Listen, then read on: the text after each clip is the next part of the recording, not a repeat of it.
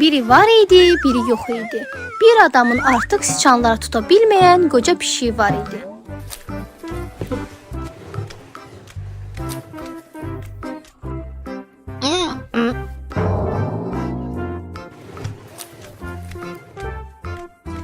Pişiyin tənbəllikdən bezən sahibi onu meşəyə aparırdı. Kişi yol boyu öz-özünə fikirləşirdi. Niye ben onu boş yere yedizdirirəm ki? Onsuz da bu pişiyin bir xeyri yoxdur. Qoy meşədə yaşasın. Kişi pişiyi orada qoyub evinə getdi. Pişik başını sallayıb keyfsiz dayanmışdı. Yaxınlıqda tülkü keçirdi. Tülkü pişiyin yanına gəlib ondan soruşdu. İlk dəfə görürəm səni. Sən kimsən? Mən cənab Kotskiyəm. Miau. Tülkü deyir. Gəl, sən mənim evimdə qal. Mən sənə yaxşı baxaram. Pişik razılaşır və tülkü onun daxmasına aparır.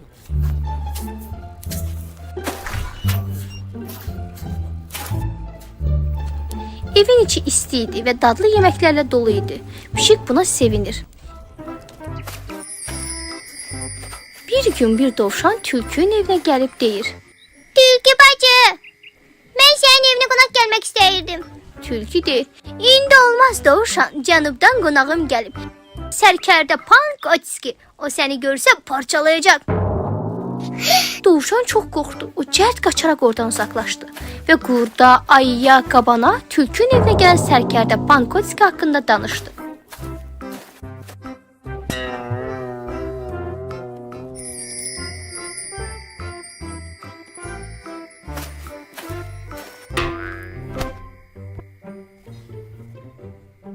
Onlar bir yerə yığılıb cənab Kotskini necə görə biləcəklərini düşünməyə başladılar. Donuz dedi. Gəlin nahar hazırlayaq. Onlar kimin nə etməli olduğunu müzakirə etməyə başladılar. Canavar dedi. Mən gedim ət götürəcəyim. Borş üçün. Vəhşi donuz deyir. Mən gedib biraz çoğundur və biraz kartof gətirim. Ayı. Mən də qəlyanaltı üçün bal gətirəcəm. Dovşan. Mən isə kələm gətirərəm. Beləliklə hər şey hazır olduğunda şam yeməyi hazırlamaya başladılar.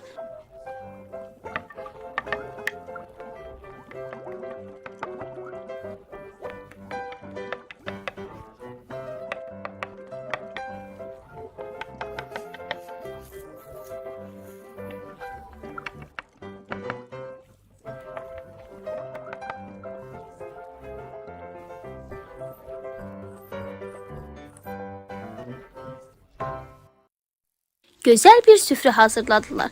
Bir sual qalırdı. Cənab Kotskini nahara kim dəvət etməli idi? Ayı deyir.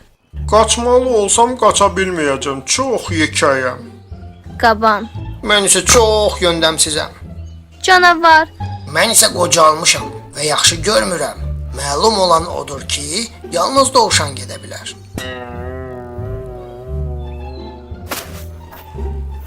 Dovşan tülkünün evinə getdi. Tülkü dovşanı görür və ondan soruşur. Niyə gəlmisən? Canavar ayı çöl donuzu xahiş etdi. Mən gəlim səndən xahiş edim ki, Ser Kotski ilə nahar üçün bizə gələsən. Tülkü dedi. Mən onunla gələrəm, amma siz də yaxşı bir yer tapıb gizlənməlisiniz. Əks halda sizi görsə tutub parçalayar. Dovşan qaçaraq geri qayıdır və deyir. Tülkü gizlən dedi. Əks halda sərkərdə gəlib bizi parçalayacaq. Edəcək bir şey yox idi. Heyvanlar gizlənməyə başladılar. Ayı ağaca dırmaşdı, canavar kolun arxasına uzandı.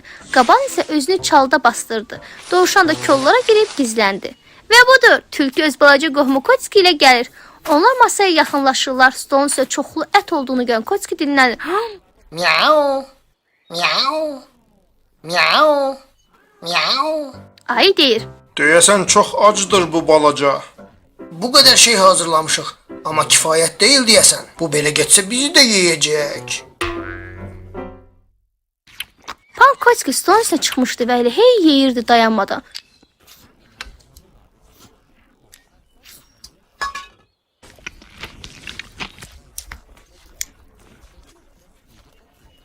Doyduqdan sonra stolun üstünə uzandı. Qaban yaxınlıqda çalaq ağacına uzanmışdı.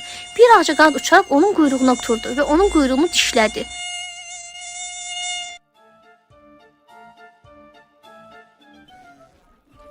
Qaban cəld quyruğunu bükdü. Pişik isə bunun sıçan olduğunu düşündü və tullanaraq qabanın quyruğunu tutdu. Qaban qorxub qaçdı. Pan Kotski də qabandan qorxdu. Ağaca ayının oturduğu yeri dırmaşdı.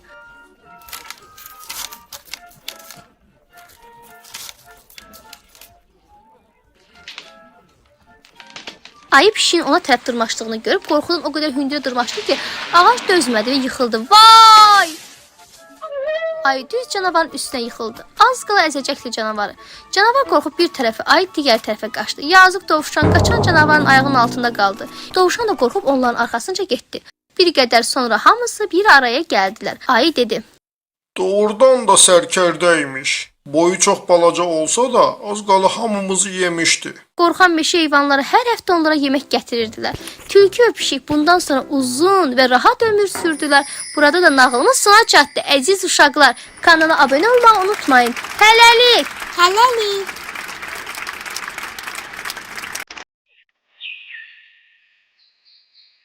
Biri var idi, biri yox idi. Bir xoruz və bir toyuq var idi.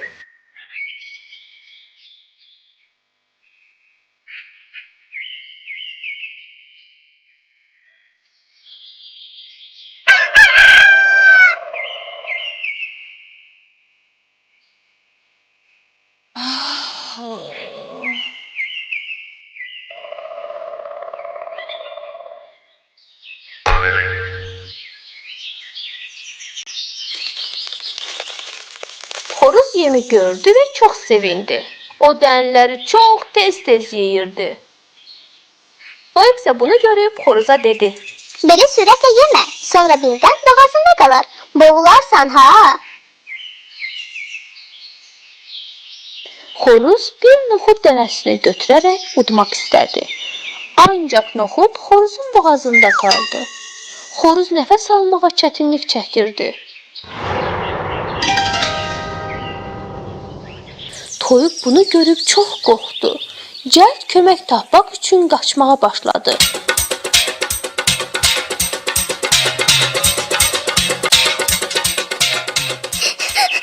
Kömək edin. Xoruzun boğazında noxud qalıb. Nəfəs ala bilmir. Mənə yağ verin. Xoruzun boğazındakı noxudu çıxardaq. Mən kömək edərdim, ancaq yağ üçün süd lazımdır.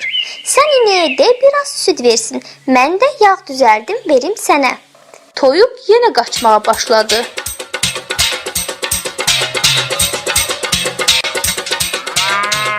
İnək, kömək et. Xoruzun boğazında noxud qalıb. Nəfəs ala bilmir. Mənə süd ver ki, mən də evin sahibəsinə aparım. Ondan yağ düzəltməsini xahiş edim. İnək dedi. Mən sənə kömək edərdim, ancaq süd olması üçün ot yeməliyəm. Sən mənə biraz ot tap gətir. Mən də sənə süd verim. Toyuq yenə qaçmağa başladı.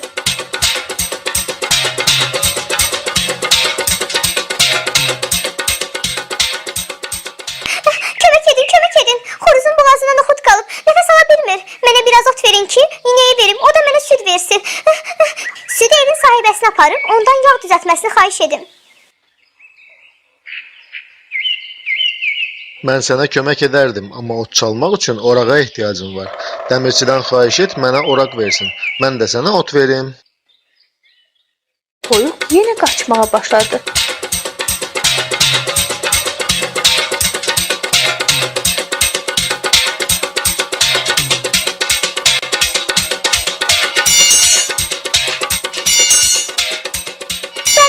Dəmirçi, mənə kömək et. Xoruzun boğazına noxud qalıb. Nəfəs ala bilmir. Mənə oraq lazımdır ki, sahibimiz ot çala bilsin. Otu inəyə verim, o da mənə süd versin. Südü evin sahibəsinə aparım, ondan yağ düzəltməsini xahiş edim.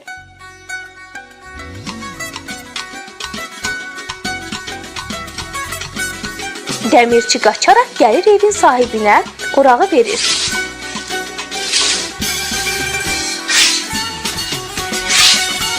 Evin sahibi oraq ilə ot çalır və inəyə ot gətirir.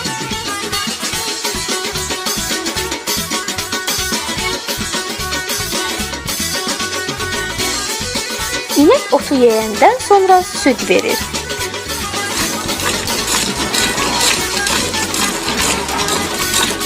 Evin sahibi süddən yağ hazırlayıb verir toyuğa.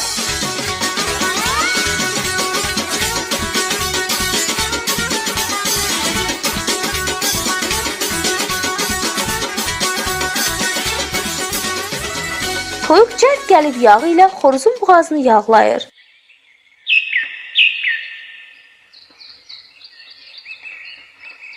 Noxud xoruzun boğazından keçir və xoruz ayağa qalxır. Bax, beləcə toyuq xoruzun həyatını xilas edir.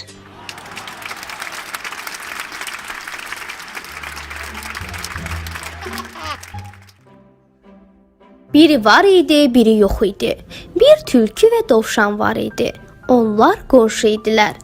Tülkünün evi buzdan, dovşanın evi isə taxtadan idi. Havalar isinir və tülkünün evi günəşin istisindən əriyirdi. Tülkü evindən qalan suya baxıb deyir: Vay vay vay, belə olmaz. Özümə təzə ev tapmalıyam. Tülkü dovşanın evinə gəlib gecələmək üçün yalvarır.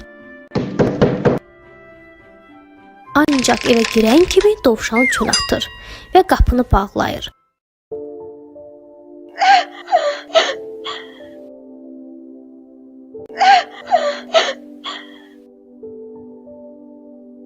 Bab, niyə ağlayırsan? Tülkü evimə girdi və məni öz evimdən qovdu. İndi tülküyə dərsini verərəm. Bab.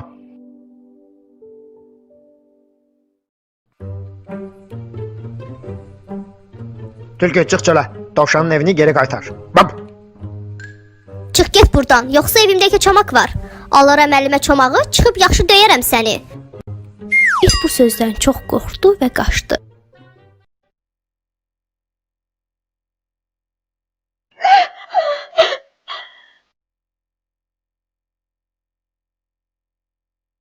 Dovşan, niyə ağlayırsan?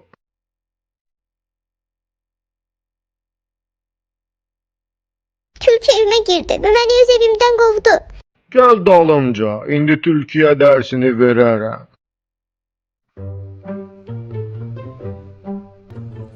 Tülkü, çıx çölə dovşanın evini geri qaytar.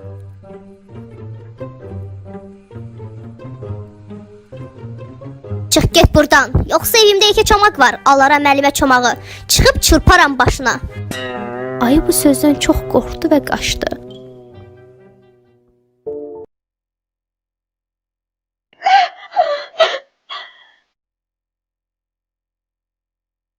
Dovşan, niyə ağlayırsan? Tülkü evimə girdi və məni öz evimdən qovdu. İndi tülküyə dərsini verərəm. İt bacarmadı, ayı bacarmadı. Sən necə bacaracaqsan ki? Narahat olma, onu evdən çıxardaram mən.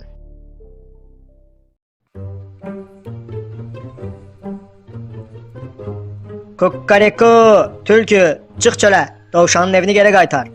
Əlimdə dəryaz var. Girərəm evə, səni peşman edərəm yoxsa. Tülkü dəryası görüb qorxdu. Çıxıram, 5 dəqiqə gözlə. Kukkariko, tülkü, çıx çölə. Dovşanın evini geri qaytar. Əlimdə dəryaz var. Girərəm evə, səni peşman edərəm yoxsa. Üstümü geyinirəm. Xoruz yenə təkrarladı. Kukkariko, tülkü, çıx çölə. Dovşanın evini geri qaytar. Əlimdə dəryaz var. Girərəm evə, səni peşman edərəm yoxsa. Tülkü qorxaraq qaçdı və dovşan yenidən öz evinin sahibi oldu.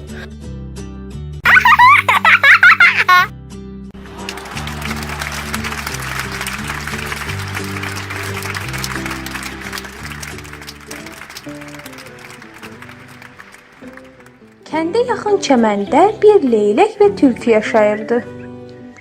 Onlar qonşu olduqlarına görə dostluq etməyə çalışardılar.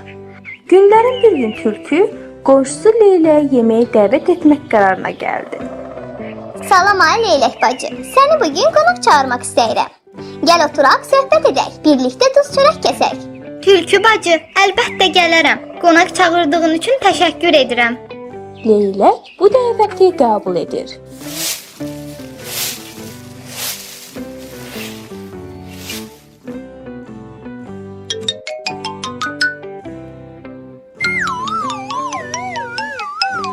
Tülkü hazırlıqlarını görür və axşam Leylək qapını döyüb içəri keçir.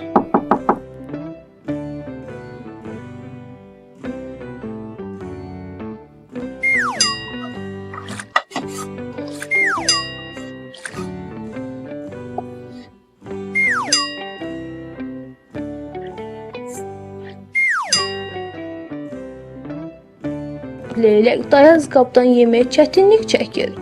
Dimdik uzun olduğundan nə qədər çalışsa da yeməyi ağzına qoya bilmir. Tülkü iştahla dayaz qabından bütün yeməyi yeyib qurtarır.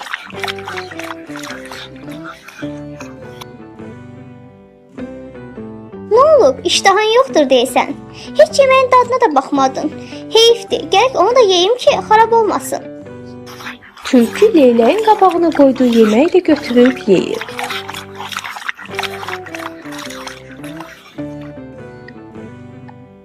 Bağışla Leylək bacı. Sənə verəcəyim başqa heç nəyim yoxdur. Aç deyiləm Tülkü bacı. Çağırdığın üçün təşəkkür edirəm. Sabah da sən bizə qonaq gələrsən. Tülkü məmnuniyyətlə dəvəti qəbul edir.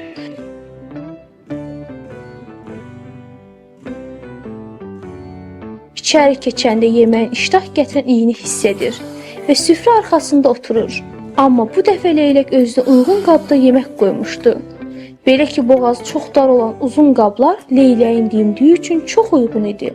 Tülkü yeməyi yeməkdə çətinlik çəkir və nə qədər çalışsa da burnunu boğazı dar olan qaba yerləşdirə bilmir.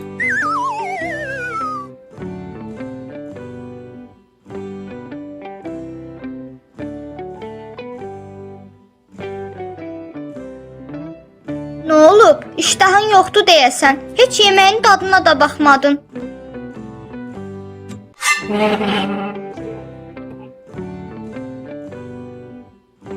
Tülkü qəzəblənir və qapını çırparaq Leyləyin evini tərk edir.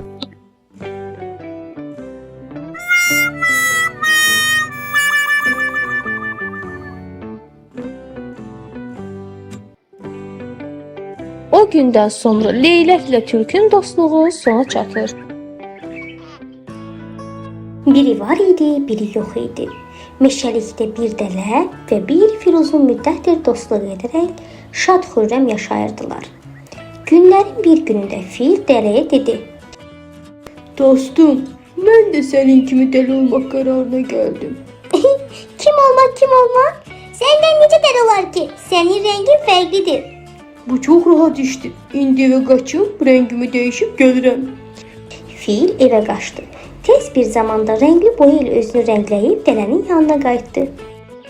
Artıq ikimiz də eyni rəngdəyik. Vay, başımıza bəxtəfər. Rəngimiz oxşaya bilər, amma hələ də dələ deyilsən axı. O da düzələr. Siz nə ilə məşğul olursunuz? Göbələk yığmaq 2x2-dir mənim üçün. Hop! Fil zəmbilini götürüb meşəyə getdi. Əlinə çatan bütün göbələkləri zəmbilə ataraq tez zamanda çoxlu göbələk yığdı. Qayıdıb dostunun yanına gəldi. Bax, nə qədər göbələk yığmışam. Yığmasına yığmısan, amma səhv göbələklər yığmısan. Buradakılar yararsızdırlar. Necə yəni yararsız? Bəli, yararsız. Göbələklərin ətini uzaqdan hiss edə bilirəm mən. Olsun, nə deyirəm ki? İndi özüm ağacdan gözəl bir ev düzəldəcəm və artıq 100% dəli olacam. Vay, başıma bəxtəfər. Görək indi nə olacaq bu işin sonu. Fil ağaca dırmaşmağa başladı. Ağac yellənirdi və budaqlarının səsi bütün meşəyə yayılmışdı. Ətrafda olan heyvanlar səsə gəldilər. Ağaca çıxan canlının kim olduğunu anlamadıkları üçün diqqətlə onu izləyirdilər. Günəşin üzünü buludlar örtürdü və yağış yağmağa başladı. Fil hələ də ağacın başında özünü yuva düzəltməklə məşğul idi. Birdən üzərində oturduğu budaq ağırlığa dözməyib qırıldı. Qırılmış budaq ilə birlikdə dostumuz fil də yerə tappıltıyla düşdü. Fil filin üzərindəki boya yağış ilə birlikdə yuyulub getdi. Hamı bir ağızdan dilləndi. Bu bizim fildir. Fil həm bərk əzilmişdi, həm də çox utanmışdı meşədəki dostlarının qarşısında. Elə bilirdi ki, hər kəs onu görəcək. Filin gözləntilərindən fərqli olaraq hamı onu dövrəyə aldı. Dostlar filin başına yağış dəyməsinə yarpaq gətirmişdilər. Növbəti gün hava çox isti idi. Fil ilə dələ göldə çimirdilər.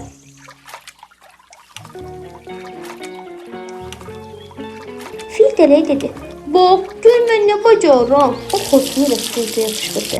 Ay can, bunu necə bacarırsan? Dostlar göldə oynayırdılar. Birdən tülkü qaçaraq onlara tərəf gəldi. Qaçın, hər kəs qaçsın. Meşə yanır. Hər kəs canını qurtarsın. Mən deyəsən bildim nə etmək lazımdır. Gəl ardımca. Fil yanğın olan tərəfə qaçdı. Ardınca da dələ.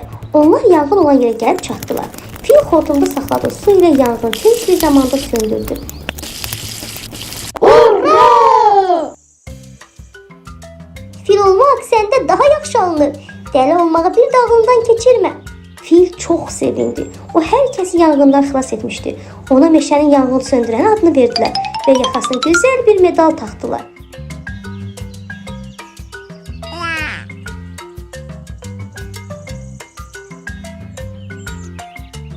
Burada da nağılımız başa çatdı. Hələlik dostlar. Kanala abunə olmağı və bizi like etməyi unutmayın. Ağılsız ayı qışa hazırlaşır. Biri varmış, biri yoxmuş. Bir ayı varmış. Bütün yayı meşədə özü üçün gəzir, keyfi kök dolanırdı. Yavaş-yavaş payız qapıya yaxınlaşdı və meşə heyvanları qışa hazırlıq görməyə başladılar. Kirpi meşədə gəzib özünə göbələk yığırdı. Ayı soruşdu: Kirpi qardaş, nə ilə məşğulsan elə? Qışa hazırlaşım ay qardaş. Birazdan soyuqlar düşəcək və yemək tapılmayacaq. İndidən özümə azuqə yığıram. Oo, mənə də azuqə lazımdır. Mən də səninlə gəlim göbələk yığmağa. Kirpi göbələkləri tikanlarına yığırdı. Ayı isə əlinə bir səbət alıb göbələklərin bir qismini səbətə atır, qalan qismini isə tapdalayırdı. Ay qardaş, sən nə işlə məşğulsan? Necə nə işlə? Qış üçün göbələk yığıram. Ay qardaş, axı sən yığan göbələklərin çoxu zəhərlidir. Buradan baxanda görürəm. Sən gəl fındıq yığ qışa. Çox dadlı və lazımi vitaminlərlə zəngindir. Oo, dadlıdır. Düz deyirsən. Mən fındıq yığım qış üçün. Siz hara yığacaqsınız fındıqlar ay qardaş? Necə hara? Əllərimlə. Bax, bu cür. Ayı fındıq ağaclarının kökündən qoparıb çıxardı. Çıxmış ağaclar çiyninə alıb üzü çaya doğru getdi. Çayda pişik oturub balıq tuturdu. Ayı soruşdu: Pişik, ay pişik, sən burada nə edirsən? Balıq tuturam ay qardaş. Qışda yeyəcəm bir. Balıq həm dadlı, həm də xeyirli yeməkdir. Mən də balıq istəyirəm. Balaca fındıqlardan bir şey çıxmaz. Ayı fındıq ağaclarını tullayıb pişiyin yanında oturdu. Qarmağa balıq düşmüşdü. Axmaq ayı balığı tutmaq üçün elə uzandı ki, özü də çaya düşdü. Çıxıb qəzəbli və islanmış halda meşəyə doğru hərəkət edirdi ki, qarşısına tülkü çıxdı. Ay qardaş, çayda su soyuqdur. Nə əcəb çimmək qərarına gəlmisiniz? Tülkü bacı, çaya çimmək üçün getməmişdim. Balıq tuturdum, ancaq tuta bilmədim. Əvəzində soyuq suya düşdüm. Bütün tüklərim yaşdır. Ay qardaş, sən balıqları boş ver. Qonşu məhəllədə qəşəng toyuqlar var. Özü də çox ləzzətli. Ən əsas tərəfi də budur ki, əziyyətə ehtiyac yoxdur. Özləri gəlib deyirlər ki, ye məni. Bu əla oldu. Yoxsa balıq tutmaq çox əziyyətli işdir.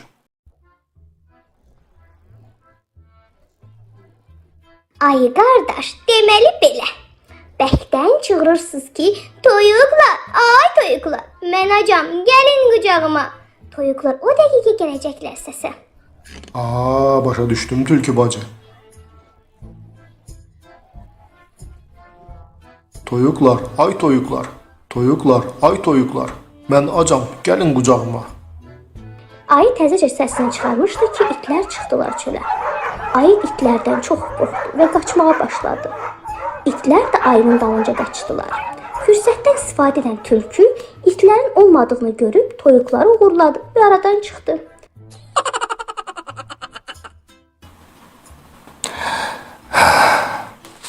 Oo,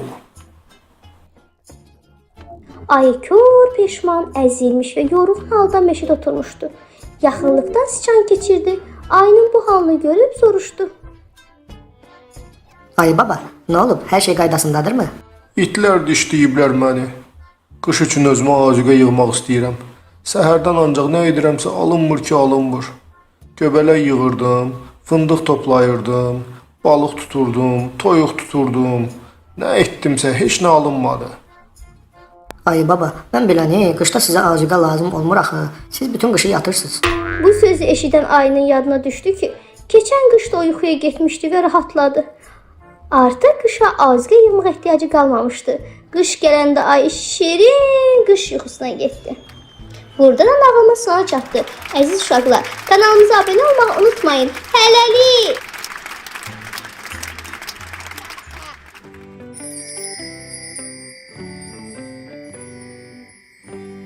Bir gün qarışqa meşədə işləyərkən bərk külək əsdi və göyün üzünü qara buludlar aldı.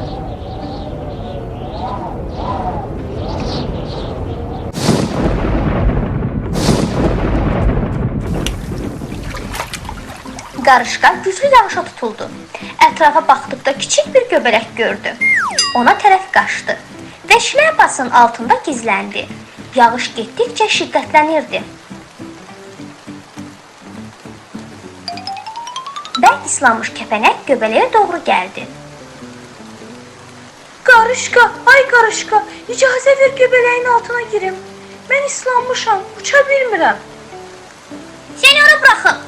Mən özüm bura bir tər sığmışam. Heç nə olmaz, bir-birimizə kömək olmalıyıq biz. Qarışqa kəpənəyi göbələyin altına buraxdı. Yağış daha da şiddətlə yağırdı. Yaxından sıçan keçirdi. İcazə verin, göbələyin altına gəlim. Yağış güclənir. Səni ara buraxacağıq. Burada yer yoxdur axı. Biraz yer ayırın. Orada yer var. Onlar yer açdılar və sıçanı göbələyin altına saldılar və yağış yağmağa davam edirdi.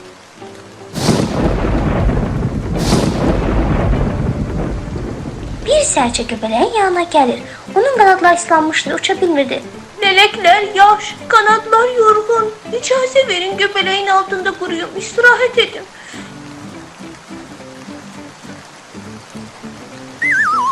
Sərçə bir yer tapdı. Yaxınlıqdan dovşan qaçırdı və göbələyi gördü. İzləyin məni, xilas edin, tülkü məni təqib edin. Dovşan yazıqdır. Gəlin biraz yer ayıraq. Dovşan gizlənən kimi tülkü gəlib çatdı.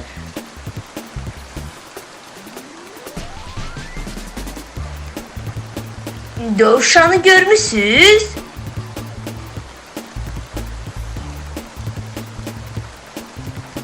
Biz heç nə görmədik. Sənə burada yer yoxdur tülkü. Belə cəsarətli olan kimdir burada? Biz yoxuq, sən təksən. Göbələyin altına gizlənən hər kəs tülküyə hücum etdilər. Biri quyruğunu dişlədi, biri burnuna tullandı, biri gözlərinin qarşısını kəsdi. Güclü yağışda onsuz da yorulmuş tülkü bu müqaviməti görüb daha çox risk etmədən qaçmaq qərarına gəldi və aradan çıxdı.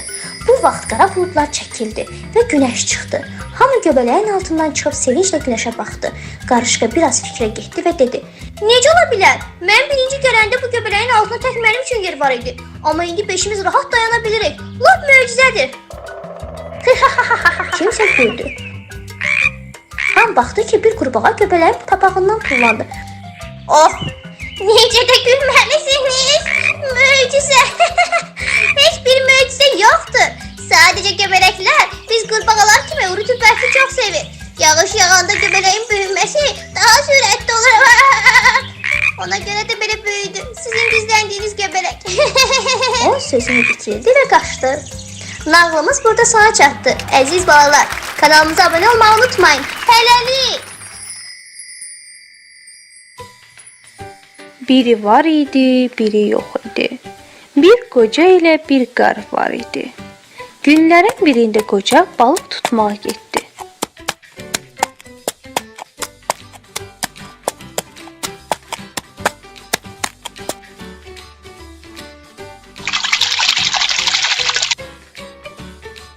Buzlaşmış göldən çoxlu balıq tutdu. Yaxınlıqdan tülkü keçirdi. O fikirləşdi və qərara gəldi ki, özünü ürülüyə vurub yaşlı adam aldatsın və balıqları yesin. Biraz qabağa gedib yolun ortasında uzandı. Qoca balıq dolu araba ilə evinə qaydırdı və yolda uzanmış tülkünü gördü.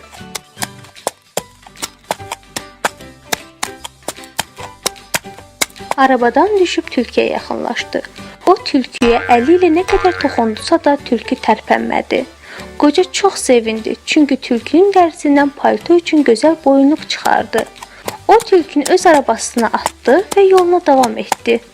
Tülkü qocanın başını yola qarışdığını görüb balıqları bir-bir ayağı ilə arabadan yerə tulladı və sonda özü də arabadan tullandı.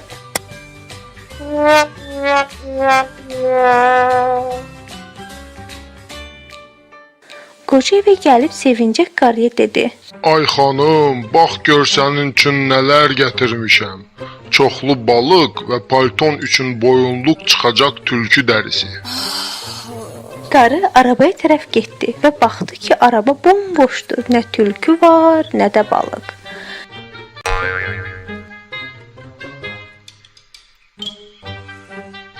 Qəzəbli şəkildə qocaya gəlib onun aldatdığını söyləyəndə qoca başa düşdü ki, bütün olanlar tülkünün hiyləgərliyindən baş verir. Tülkü isə yer atdığı bütün balıqları bir araya toplayıb yeməyə hazırlaşırdı. Yaxınlıqdan keçən canavar onun yanına gəldi. Tülkü bacı, görürəm balıq ovlamsan. Mənə də ver biraz. Sən özün də ovlaya bilərsən. Aşağıdakı göldə çoxlu balıq var. Mən balıq ovlaya bilmirəm axı. İndi dediklərimə qulaq as. Sən də bacaracaqsan. Gedirsən aşağıdakı gölə və orada deşikdən quyruğunu sallayırsan suya. Sonra isə deyirsən: Balaca və böyük balıqlar, gəlin quyruğuma. Amma yadda saxla mütləq. Balaca və böyük balıqlar deməlisən. Yoxsa ancaq böyük balıqlar yığılar quyruğuna və ağırlıqdan quyruğunu sudan çıxardanmarsan, ha? Çox sağ ol Tülkü bacı.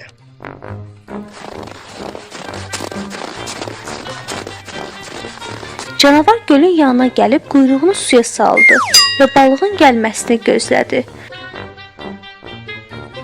Tülkü isə yeməyini bitirdikdən sonra axmaq canavarın vəziyyətinə baxmaq üçün gölə gəldi.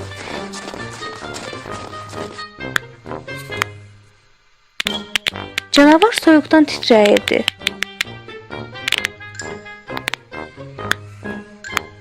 Necədir vəziyyət? Quyruğunu çıxart bir baxaq. Balıq var ya yox? Quyruğunu sudan çıxartdı, ancaq orada balıq yox idi. Sənə öyrətdiklərimi əməl etməmisən? Balaca və böyük balıqlara deməmisən? Yo, deməmişəm. Niyə? Yadımdan çıxıb. Sən də yaman yaddaşsızsan. Yaxşı, sənə kömək edəcəm. Gəl birlikdə təkrarlayaq. Balaca və böyük balıqlar, gəlin quyruğuma. Böyük və böyük balıqlar, gəlin quyruğuma. Buzla, buzla, canavar quyruğu. Nə dedin Tülkü bacı? Mən sənə kömək etmək istəyirəm. Uf, bəs eləmədi. Çıxartmaq vaxtı deyilmi Tülkü bacı?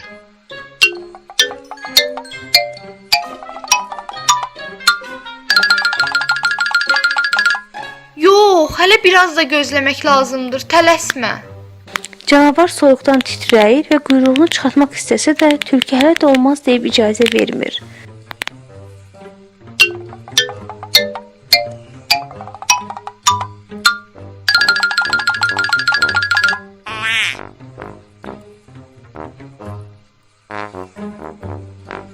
Tülkü səhərə kimi canavarın yanında oturub quyruğunun buzlamasını gözlədi. Səhərə yaxın isə aradan çıxdı.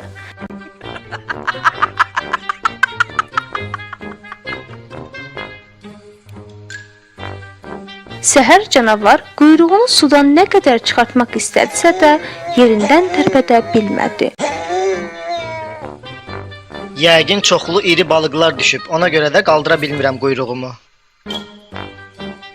Yaxınlıqdan keçən qadınlar canavarı görüb çığırdılar. Qadınlar canavarın üzərinə hücum çəkib onu əllərindəki vedrələrlə vurmağa başladılar.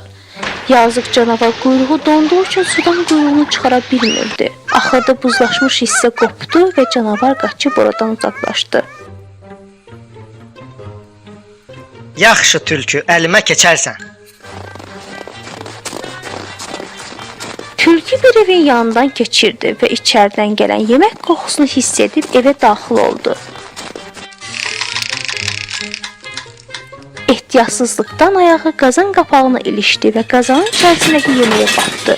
Qorxaraq cəld oradan uzaqlaşdı. Tülkü başını aşağı salıb biraz getdikdən sonra düz canavarın üzərinə çıxdı. Tülkü bacı, sən dediklərini etdim, amma başıma gəlməyən qalmadı. Bax, quyruğum qopdu. İnsanlar başımda vedrə sındırdı. Baş ağrısından pis gündəyəm. Canavar qardaş, demə. Bu insanlar məni də pis günə qoydular. Bir bax, başım bədənim nə gündədir. Güclə canımı qurtara bilmişəm. Canavar tülküyə baxdı. Tülkünün bədəni doğrudan da pis vəziyyətdə idi. Canavarın tülküyə yazığı gəldi. Düz deyirmişsən tülkü bacı. Yəqin bu vəziyyətdə gəzmək sənə əziyyət verir. Gəl min belimə, aparım səni meşəyə. Bu insanlardan canımızı qurtaraq. Tülkü canavarın belinə mindi və yol gedə-gedə dodaqaltı söyləndi. Axmaq canavar hiyləgər tülkünü aparır. Tülkü bacı eşitmədim. Nəsə dedinmi sən? Deyirəm, cəsarətli canavar yazıq tülküyə kömək edir. Çox sağ ol canavar qardaş. Düzdür tülkü bacı. Düz deyirsən.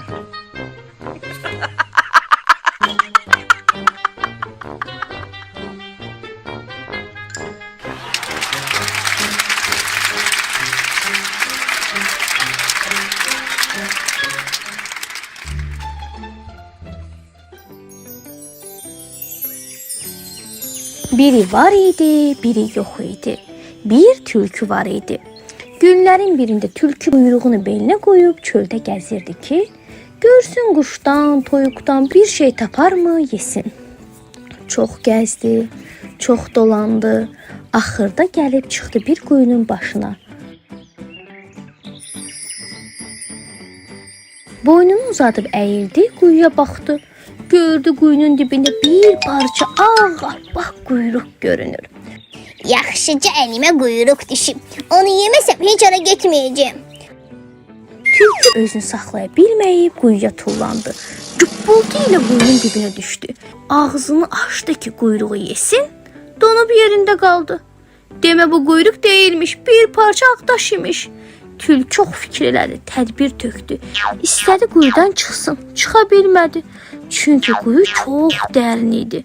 Tülkü quyruğunun yanında qısıb bir küncdə çömbəldi. Fikirləşdi ki, burada nə cür çıxsın. Bir də gördü bir ilanla bir tısbağa onun yanına gəlirlər.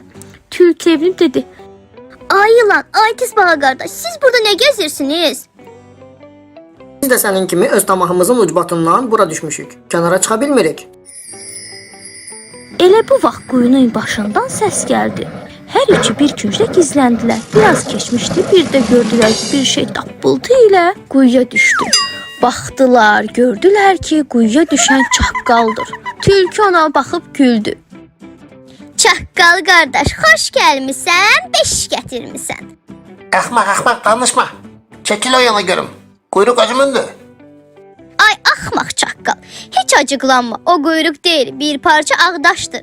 Səni aldadan kimi məni də aldadıb, bura salıb. İndi hamımız burada acından qırılacağıq. Çaqqal dodaqlarını büzüb ağlamağa başladı. Bu zaman quyunun başından bir gürültü eşidildi. Tülkü çaqqala dedi: Axmaq ağlayıb baş beynimizi aparma. Quyunun başında səs-küy var, gəl gizlənə. Görək indi qonağımız kim olacaq? çəkilib bir küncdə gizləndilər. Biraz keçmişdi, bir zorba qurd quyudakı daşı quyruq hesab eləyib, atılıb şappıltı ilə quyunun dibinə düşdü. Qurd bağırdı. Yoxsa buradakı quyruğu siz yemisiniz? Qurdağa, heç acıqlanma. Bura sən deyən yer deyil. Hamımız acından öləcək. Sən görən quyruq deyil, bir parça ağ daşdır. O daş bizi aldadan kimi səni də aldadıbdı. Ah, tamah, tamah. Qurdun qulağı büzüşdü. İstədi tül cavab versin. Quyunun başından bir səs gəldi. Bir yekə donuz tappıltı ilə quyuya düşdü. Donuz ağlaya-ağlaya dedi. Qardaşlar, siz burada nə edirsiniz? Heç soruşma donuz qardaş. Sənin başına gələnlər bizim də başımıza gəlib. Bu zaman quyunun başından bir donquldanma eşidildi. Bunların altısı da qaçıb gizləndi. Bir böyük ayı gürültü ilə quyunun dibinə düşdü. Quyudakıları görüb dal ayaqları üstə qalxdı, gözlərini bərəldib qışqırdı. Deyin görün buradakı quyruğu hansınız yediniz? Ay lələ, biz quyruq zat yeməmişik. Sən gördüyün quyruq deyil, bir ağ daşdır. Sən aldadan kimi bizi də aldadıb bura salıb. Heç acıqlanma. Buradan nə sən çıxa bilməyəcəksən, nə də biz.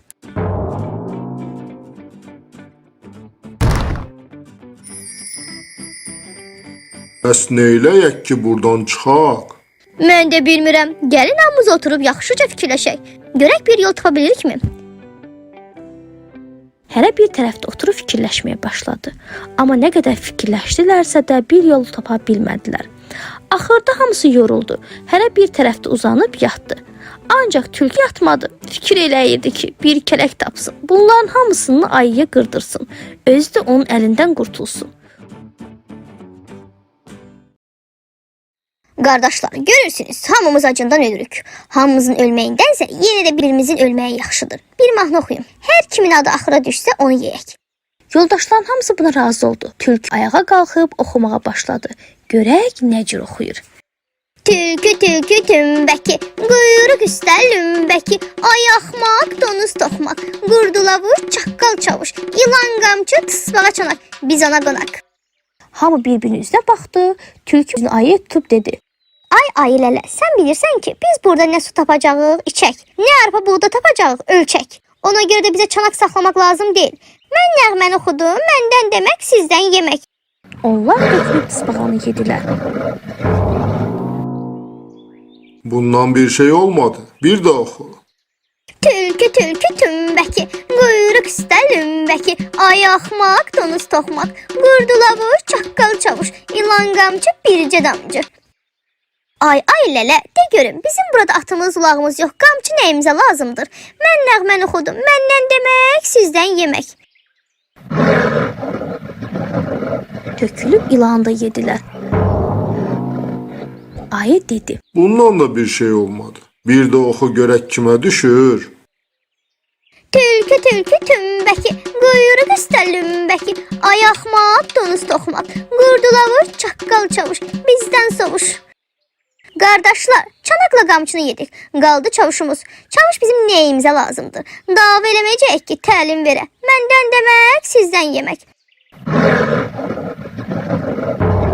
Tökülüb çaqqalı da yedilər. O günü belə keçirdilər. Gecə yatdılar, səhər tezin hamı yenə bir-birinin üzünə baxdı. Ayı dedi. Acından ölürəm. Oxu görək indi kimə düşür. Tülkü tülkü tümbəki, quyruq üstə lümbəki, ay axmaq, donuz toxmaq, qurdulavur, səsi bayquş. Ay lələ, ulamış bizim nəyimizə lazımdır? Mən nəğməni oxudum, məndən demək, sizdən yemək. Ayı o saat qurdu qarmarladı, basıb onu yedilər. O günü belə keçirdilər. Sabaha çıxdılar. Ayı üzünü tülküyə tutub dedi. Acından ölürəm. Durma, oxu. Bir nahar eləyək. Tülkü tülkü tümbəki, quyruq üstə lümbəki, ay axmaq, donuz toxmaq. Ay lələ, de görüm, toxmaq bizim nəyimizə lazımdır? Məndən demək, səndən yemək. Ay o saat pəncəsi ilə basıb donuzun belini qırdı. Hər ikisi bir tərəfdən onun ətini parçalayıb yeməyə başladılar. Bir neçə gündə donuzun əti ilə dolandılar. Tülkü donuzun ətindən bir qədər qoltuğuna gizlətmişdi.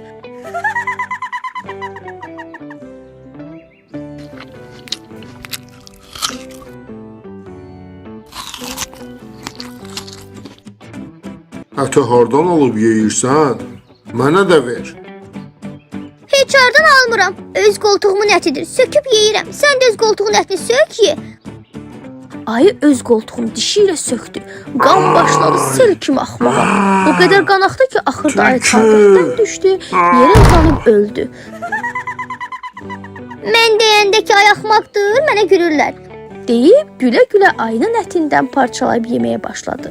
Bir müddət beləcə ayının əti ilə dolandı. Ah tamam. Sən nə pis şeysən ah. Əgər tamahımı yıxsaydım, bura düşməzdim. Bu vaxt bir ovçu oradan keçirdi. Tülkünün səsini eşidib quyunun başına gəldi. İlk sallayıb tülkünü quyudan kənara çıxartdı. Ay tülkü, cəmaatda toyuq qoymadın, çöllərdə quş qoymadın, yazıqların hamısını boğub yedin. İndi də mən səni boğub öldürəcəyəm. Dərini soyub boğazından çıxardacağam. Ovçu tülkünü boğub kənara atdı. O elə bildi ki, tülkü ölüb. Bıçağını itləyirdi ki, onun dərisini soysun. Birdən özünü ölülüyə vurmuş tülkü yerdən sıçrayıb götürüldü. Ovçu qardaş, adam işin birini qurtarmamış, o birinə başlamaz. Hələ bir bax gör, boğub öldürübsə ya yox, sonra dərisini soymağa hazırlaş. Ovçu bir söz demədi. Gördü ki, tülkü düzdür. Kör peşman evinə qayıtdı. Tülkü isə sevincək öz yuvasına döndü. Burada isə nağılımız sona çatdı. Kanala abunə olmağı unutmayın. Hələlik.